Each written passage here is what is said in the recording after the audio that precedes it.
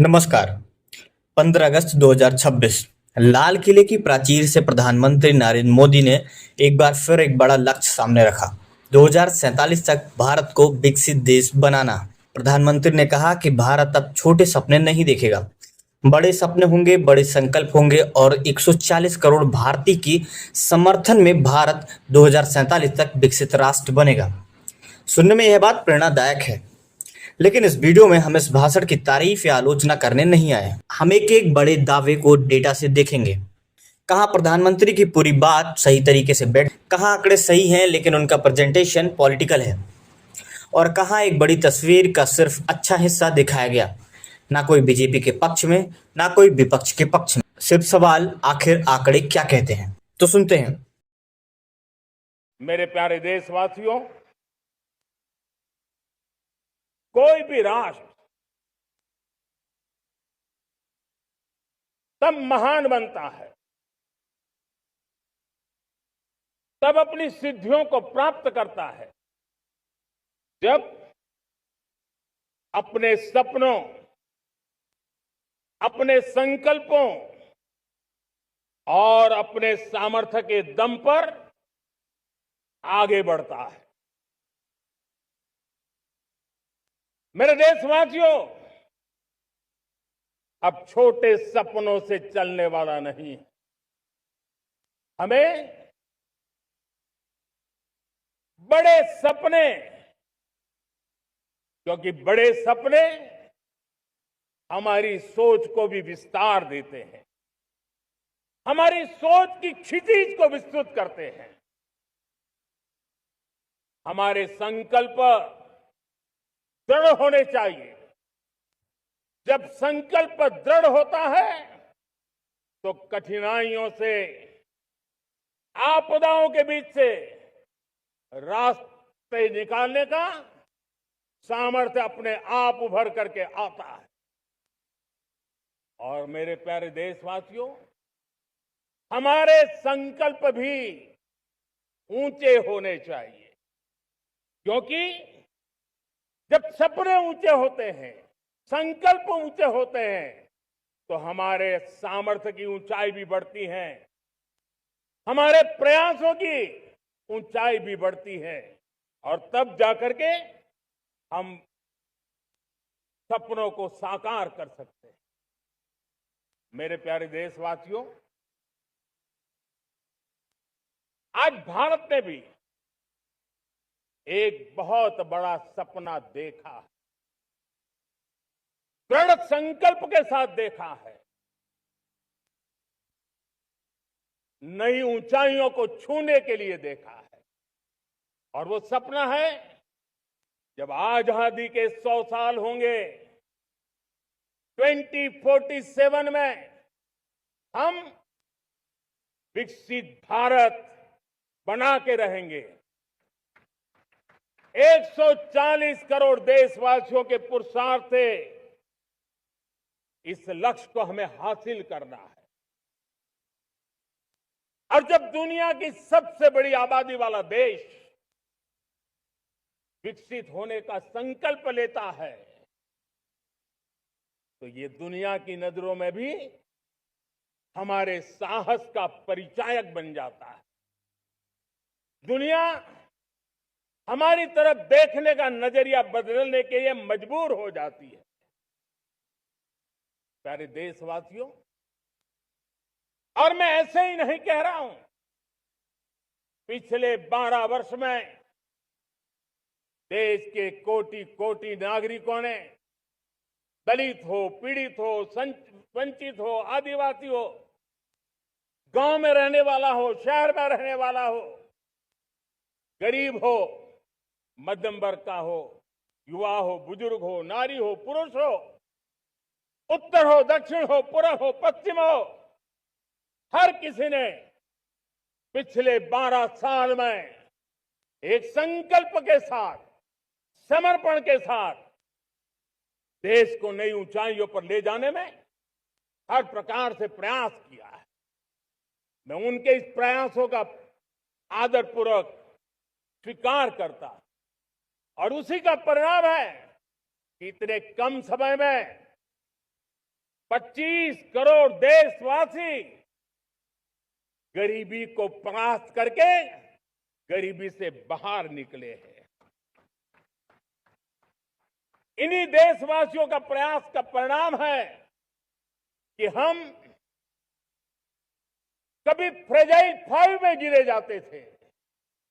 12 साल के भीतर भीतर हम एक मेजर इकोनॉमी में फास्टेस्ट ग्रोइंग इकोनॉमी बन गए हैं। साथियों, प्रधानमंत्री ने कहा पिछले 12 सालों में लगभग 25 करोड़ भारतीय गरीबी से बाहर निकले। और यहाँ सबसे जरूरी बात है, मल्टी डायमेंशनल प्रॉपर्टी एनालिसिस के अनुसार 13-14 से 22-23 के बीच लगभग 24.82 करोड़ लोग मल्टी डायमेंशनल प्रॉपर्टी से बाहर आए।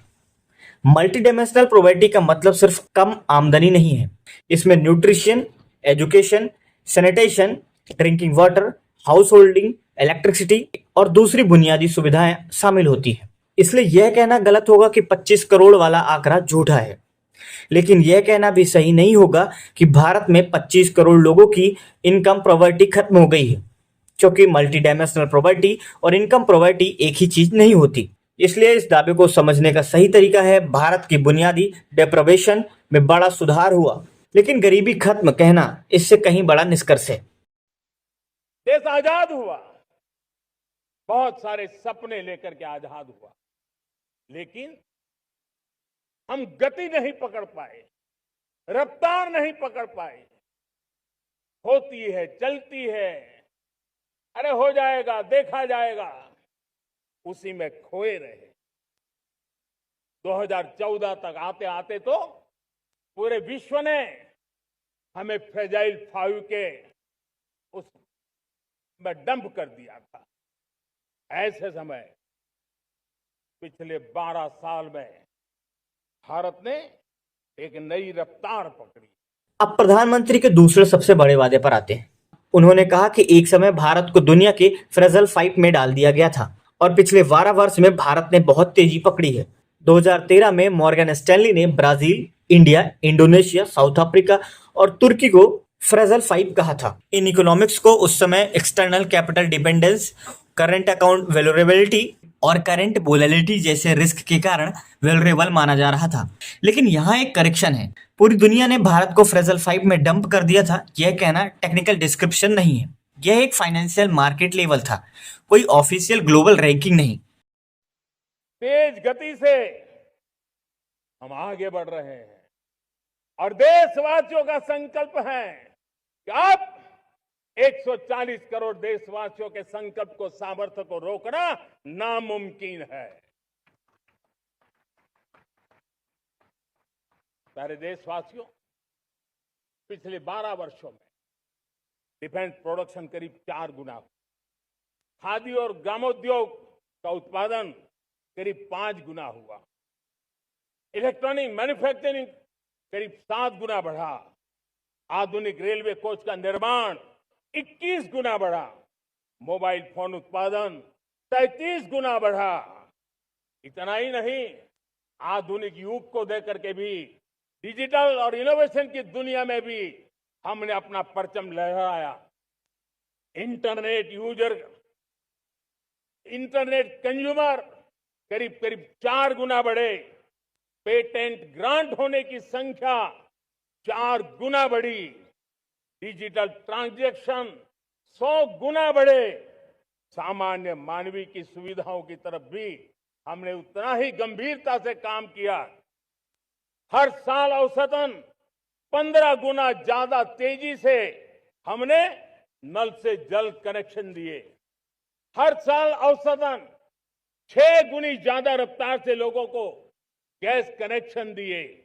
हर साल 4 गुनी रफ्तार से गरीबों के लिए टॉयलेट बनाने का काम किया। हर साल 3 गुना ज्यादा तेजी से गरीबों को घर देने का काम किया। देश ने गवर्नेंस में भी बहुत बदलाव लाया, हजारों की संख्या में कंप्लायंसेस खत्म किए, सैकड़ों की तादाद में पुराने कानून खत्म किए। पिछली शताब्दी के कानूनों से 21वीं शताब्दी की मार्च नहीं हो सकती। अब ग्रोथ की बात।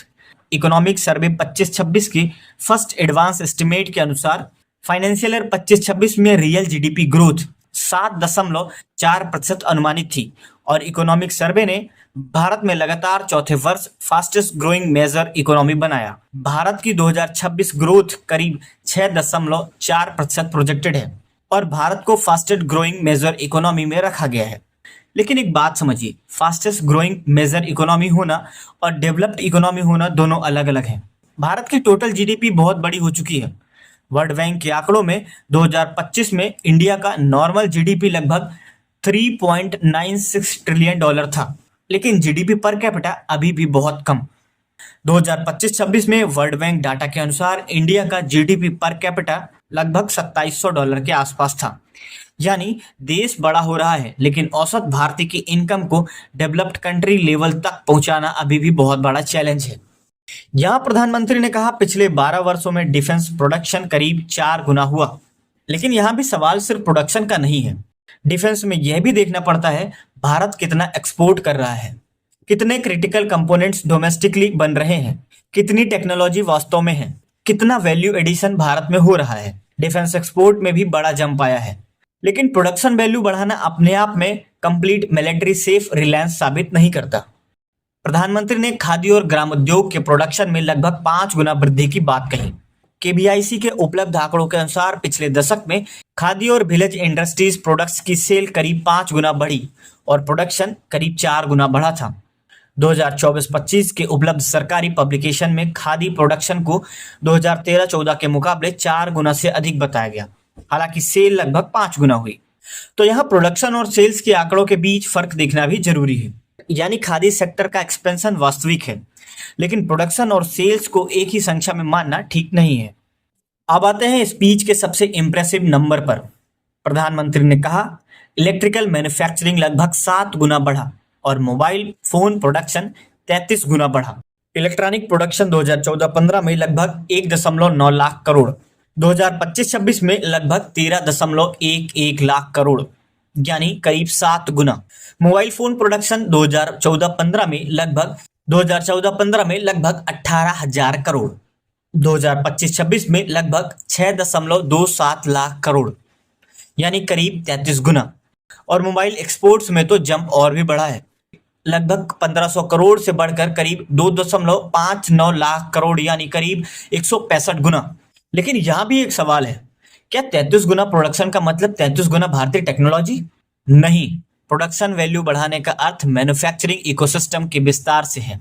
लेकिन final assembly, components, semiconductor fabrication, design और डोमेस्टिक वैल्यू एडिशन अलग अलग चीजें हैं।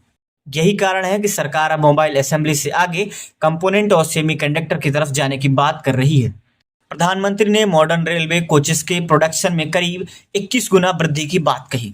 रेलवे डाटा के अनुसार एलएचबी कोच का प्रोडक्शन 2013-14 में करीब 2337 था, जो 2025-26 में लगभग 49,366 तक पहुंचा, यानी 21 गुना से ज्यादा। इसके अलावा रेलवे इंफ्रास्ट्रक्चर में भी बड़ा एक्सपेंशन हुआ है और मॉडर्न ट्रेन सर्विस जैसे वंदे भारत, अमृत भारत और नमो भारत का नेटवर्क भी बढ़ा। लेकिन यहाँ फिर वही बात, 21 गुना कोच प्रोडक्शन बराबर 21 गुना बेहतर रेलवे एक्सपीरियंस हर पैसेंजर के लिए नहीं। इंफ्रास्ट्रक्चर आउटपुट और पैसेंजर एक्सपीरियंसेस अलग अलग मैट्रिक्स है। प्रधानमंत्री ने कहा इंटरनेट यूजर करीब 4 गुना बढ़े। 2026 में उपलब्ध डाटा के अनुसार भारत में इंटरनेट यूजर लगभग 100 करोड़ से ऊपर पहुंच चुके हैं और 2014 के मुकाबले करीब 4 गुना वृद्धि हुई। यह बदलाव सिर्फ गवर्नमेंट पॉलिसी से नहीं आया। Smartphone, cheap mobile data, telecom competition, 4G, 5G, digital payment, private sector investment सभी की भूमिका है। इसलिए इसे सिर्फ किसी एक सरकार की उपलब्धि बताना इकोनॉमिक रियलिटी को ओवर सिंप्लीफाई करेगा। प्रधानमंत्री ने पेटेंट्स ग्रांट्स को लगभग 4 गुना वृद्धि का दावा किया। आईटी इंडिया के ऑफिशियल पब्लिकेशन के अनुसार पेटेंट ग्रांट्स 2014-15 में करीब 5958 थे और 2021-22 में लगभग 30,074 पहुंच गए थे। लेकिन पेटेंट ग्रांट्स को इनोवेशन का अकेला मेजरमेंट मानना गलत होगा, क्योंकि हमें यह ध्यान रखना चाहिए कि कितने पेटेंट्स कॉमर्शियली यूजफुल हुए, कितने प्रोडक्ट्स में बदले, कितने ग्लोबल पेटेंट्स बने और रिसर्च एंड डेवलपमेंट पर भारत कितना खर्च करता है। यह वह हिस्सा है जो हेडलाइन नंबर से गायब है। अब आते हैं वेलफेयर क्लेम्स पर। यहाँ प्रधानमंत्री ने कहा कि हर साल औसतन करीब 15 गुना ज्यादा तेजी से टैप वाटर कनेक्शन दिए गए।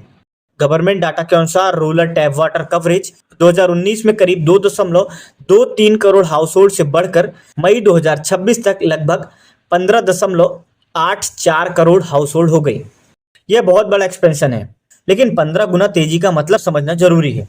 यह जरूरी नहीं कि हर साल कनेक्शन की संख्या एग्जैक्टली 15 टाइम्स हो। गवर्नमेंट डेटा के अनुसार 12.11 करोड़ से ज्यादा हाउसहोल्ड टॉयलेट बनाए गए। उज्ज्वला के तहत 10.57 करोड़ से ज्यादा एलपीजी कनेक्शन दिए गए और रूरल टैप वाटर कवरेज में भी बड़ा एक्सपेंशन हुआ। कनेक्शन देना और उनका नियमित उपयोग होना एक ही बात नहीं है। उदाहरण के लिए टॉयलेट बना इंफ्रास्ट्रक्चर अचीवमेंट है, लेकिन सैनिटेशन का वास्तविक इम्पैक्ट डिपेंड करता है usages, water ability, waste management, maintenance पर। इसी तरह एलपीजी कनेक्शन मिलना और हाउसहोल्ड का नियमित एलपीजी रिफिल अफोर्ड कर पाना दो अलग चीजें हैं। इसलिए वेलफेयर स्कीम्स की सक्सेस को सिर्फ कितने कनेक्शन दिए से नहीं, बल्कि लोग कितने स्थायी तरीके से उसका लाभ उठा रहे हैं से भी मेजर करना चाहिए। मेट्रो का विस्तार किया, हमने पब्लिक ट्रांसपोर्ट को ताकत दी, जिस स्पीड से काम, जिस स्केल पर काम किया, ये सब, ये रफ्तार, ये विस्तार, ये अचीवमेंट आजादी के बाद पहली बार पिछले एक दशक ने देखा है। और जब इतनी सारी सिद्धियां हमारे सामने हो, इतनी तेज गति दिखाई देती हो, देशवासियों का सामर्थ्य पल पल प्रकट होता है, तब तो 2047 में विकसित भारत बनने का संकल्प कभी भी अधूरा नहीं रह सकता है। ये सारे आंकड़े इस बात की गवाही देते हैं कि हम आगे बढ़ने वाले हैं। अब सबसे बड़ा सवाल, क्या इन आंकड़ों से 2047 का डेवलप्ड इंडिया साबित हो जाता है? यही इस पूरे भाषण का सबसे महत्वपूर्ण हिस्सा आता है। प्रधानमंत्री ने अचीवमेंट्स को 2047 के लक्ष्य से जोड़ा, लेकिन 2047 तक डेवलप्ड इंडिया बनना सिर्फ जीडीपी ग्रोथ का सवाल नहीं है। इसके लिए हमें कई चीजों में वर्ल्ड क्लास परफॉर्मेंस चाहिए। पहली चुनौती, पर कैपिटा इनकम। भारत की टोटल जीडीपी दुनिया में बहुत बड़ी है, लेकिन प्रति व्यक्ति इनकम अभी भी डेवलप्ड इकोनॉमी से बहुत पीछे। दूसरी चुनौती, जॉब्स। एक बड़ी युवा पॉपुलेशन तभी डेमोग्राफिक डिविडेंड बनेगी जब पर्याप्त प्रोडक्टिव जॉब्स पैदा होंगी। जीडीपी बढ़ाना और अच्छी क्वालिटी की जॉब बढ़ाना हमेशा एक ही चीज नहीं होती। तीसरी चुनौती, मैन्युफैक्चरिंग डेप्थ। मोबाइल असेंबली में इंडिया ने बहुत बड़ी छलांग लगाई, लेकिन कंपोनेंट्स, चिप, एडवांस्ड मशीनरी और हाई एंड टेक्नोलॉजी में अभी लंबा रास्ता है। चौथी चुनौती, ह्यूमन कैपिटल। एजुकेशन और हेल्थ के आउटकम्स को डेवलप्ड कंट्री लेवल तक ले जाना जरूरी है। पांचवी चुनौती, प्रोडक्टिविटी। 2047 तक डेवलप इंडिया के लिए सिर्फ ज्यादा काम नहीं, ज्यादा प्रोडक्टिव काम चाहिए। तो क्या 15 अगस्त 2026 का यह भाषण झूठ पर आधारित है? नहीं। क्या भाषण में बताए गए सारे आंकड़े बिना कॉन्टेक्स्ट के वैसे ही स्वीकार कर लेना चाहिए? बिल्कुल नहीं। भारत ने पिछले 12 वर्षों में कई मेजरेबल एरियाज में वास्तविक प्रोग्रेस की है। डिफेंस प्रोडक्शन बढ़ा है, इलेक्ट्रिकल मैन्युफैक्चरिंग बढ़ा है, मोबाइल प्रोडक्शन और एक्सपोर्ट्स में भी एक्स्ट्राऑर्डिनरी एक्सपेंशन हुआ है। डिजिटल पेमेंट्स ने पूरी इकोनॉमी का बिहेवियर बदल दिया है। बेसिक सर्विस की कवरेज में बड़ा इंप्रूवमेंट आया। लेकिन इन अचीवमेंट का मतलब यह नहीं कि भारत 2026 में डेवलप्ड कंट्री बन चुका है और 2047 का लक्ष्य सिर्फ स्लोगन से हासिल नहीं होगा। इसके लिए अगले 21 वर्षों में भारत को ग्रोथ को high income job, high productivity, better education, better health, deeper manufacturing और much higher per capita income में बदलना होगा। यही असली परीक्षा है। क्या भारत की इकोनॉमिक ग्रोथ इतनी तेज और इतनी प्रोडक्टिव होगी कि 2047 तक एवरेज इंडियन की जिंदगी भी डेवलप्ड कंट्री लेवल तक पहुंच सके? क्योंकि आखिर में डेवलप्ड इंडिया का मतलब सिर्फ बड़ी जीडीपी नहीं, और 2047 तक पहुंचने की असली कहानी सरकार के भाषण से नहीं, हर साल के मेजरेबल आउटकम से लिखी जाएगी। यही इस भाषण का सबसे बड़ा रियलिटी चेक है। आपका क्या मानना है? क्या भारत 2047 तक डेवलप कंट्री बनने के रास्ते पर सही गति से चल रहा है, या अब भी सबसे बड़ी छलांग लगाना बाकी है? अपनी राय कमेंट में रखिए।